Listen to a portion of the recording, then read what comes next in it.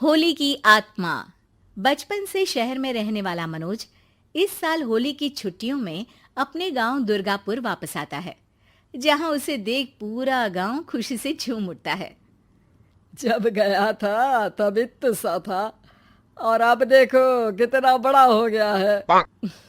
हाँ सरपंच जी, जब मैं गया था तब आप भी बहुत जवान थे और अब देखो कितने बूढ़े हो गए हैं आप।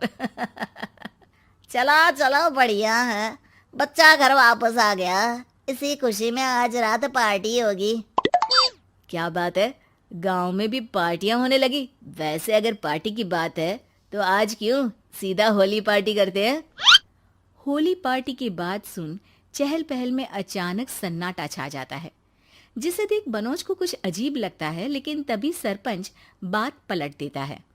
अब बहुत देर हो गई, चलो सब अपने घर चलो, पार्टी के बारे में कल सोचेंगे। मनोज भी मम्मी पापा के साथ घर आ जाता है, पर होली पार्टी और उस पर पूरे गांव की खामोशी वाली बात अभी तक उसके जहन से निकलती नहीं। पापा, होली पार्टी की बात पर सब चुप क्यों हो गए थे? अरे होगी उनकी कोई अपनी बात। मुझे गांव की पंचायत ही थोड़ी पता है। थक गया हूँ, चलो सो जाते हैं, कल बात करते हैं। पापा की बात मानते हुए मनोज भी सोने चला जाता है। आज तो छुपा लिया, लेकिन हफ्ते बाद जब होली का दिन आएगा तब इसे कैसे रोकोगे? अगली सुबह सूरज के साथ ही मनोज भी गांव घूमने निकल जाता है, जिस पर रास्ते में उसे अपनी ही उम्र के कुछ लड़के भी मिलते हैं, जिनसे दोस्ती कर अब वो उनके साथ घूमने लगता है। इसी तरह कुछ दिन बीत जाते हैं और होली नजदीक आने लगती है। दोस्तों, होली में 4 दिन ही बचे हैं, पर गांव में उसकी कोई तैयारियां क्यों नहीं दिख रही? क्योंकि यहाँ होली नहीं मनाई जाती। अरे पर ऐसा क्यों? वो राजा भूषण। अरे तुम 4 दिन के लिए आए हो, क्या इतना सोच रहे हो? चलो कुछ खाने चलते हैं। इसी के साथ एक बार फिर होली की बात को टलते हुए देख मनोज को शक होने लगता है। वो घर पहुंचते ही इंटरनेट पर अपने गांव और राजा भूषण के बारे में जानकारी निकालने लगता है। क्या? मुझे आज तक ये नहीं पता था। ऐसा कैसे?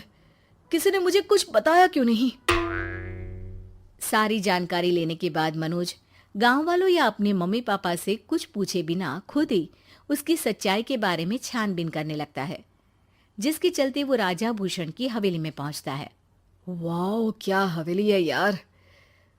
पर क्या यहाँ सच में कोई भूत है? हेलो भूत जी, कोई है क्या? हम इस साल गांव में होली सेलिब्रेट कर रहे हैं, क्या आप उस पर थोड़ा इंटरव्यू देंगे? मनोज के ऐसा बोलते ही गांव में तूफान उठ जाता है और हवेली में रखी सारी चीजें हिलने लगती है। एक अदृश्य शक्ति मनोज को धक्का देकर हवेली से बाहर निकाल दरवाजा बंद कर लेती है। ये सब देख मनोज हैरान रह जाता है। क्या अभी मुझे हवा ने धक्का देकर बाहर निकाल दिया? मेरे होते हुए इस गांव में कभी होली नहीं मन सकती, इसलिए दोबारा ऐसी कोशिश भी मत करना, अंजाम बुरा होगा। आवाज सुन मनोज हैरानी से इधर उधर देखने लगता है, पर उसे कोई दिखाई नहीं देता। वो गांव वापस आ जाता है, जहां तूफान की वजह से सब कुछ तहस महस हो चुका होता है। आखिर ये तूफान आया कैसे? ना ऐसा कोई मौसम था और ना ही हमने होली का त्योहार मनाने की बात की थी। सरपंच की बात पर कोई रिएक्शन दिए बिना मनोज चुपचाप अपने घर चला जाता है। इस तरह देखते ही देखते होली का दिन भी आ जाता है और मनोज रंग लेकर गांव में निकल जाता है, लेकिन गांव पूरी तरह खाली होता है। अरे त्योहार का दिन है, धूमधाम की जगह मातम क्यों मनाया हुआ है? मनोज की आवाज सुन सब अपने घर की खिड़कियां खोल के घर के अंदर से ही उसे वापस जाने के लिए कहने लगते हैं, पर वो किसी की नहीं सुनता। तुझे पहले भी समझाया था, अगर होली खेलने की कोशिश भी की तो अच्छा नहीं होगा। अरे बात मान लो बेटा, तुम्हें सच नहीं पता। मुझे सब पता है। सालों पहले इस राजा ने एक अंधविश्वास फैलाया और आप लोग आज तक उसे मानते आ रहे हो।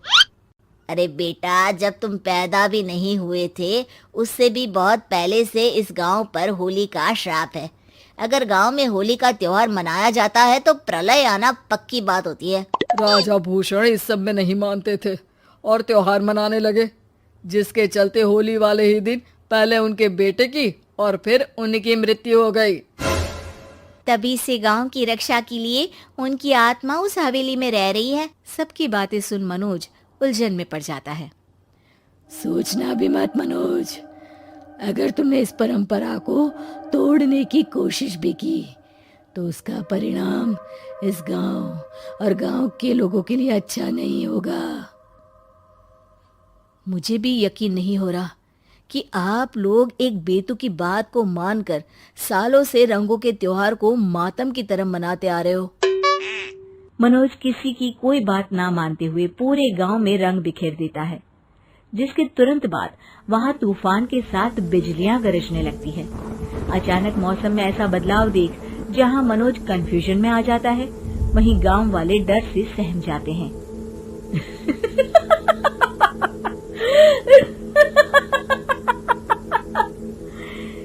इस लड़के ने हमारे जैसे सिर्फ अपने स्वार्थ के लिए नहीं बल्कि पूरे गांव की खुशियों के लिए यहाँ होली मनाई है, जिस वजह से अब इस गांव पर होली का श्राप टूटता है। ऐसा बोलकर राजा का भूत वहां से गायब हो जाता है, जिसके बाद गांव के लोग धूमधाम से होली मनाते हैं।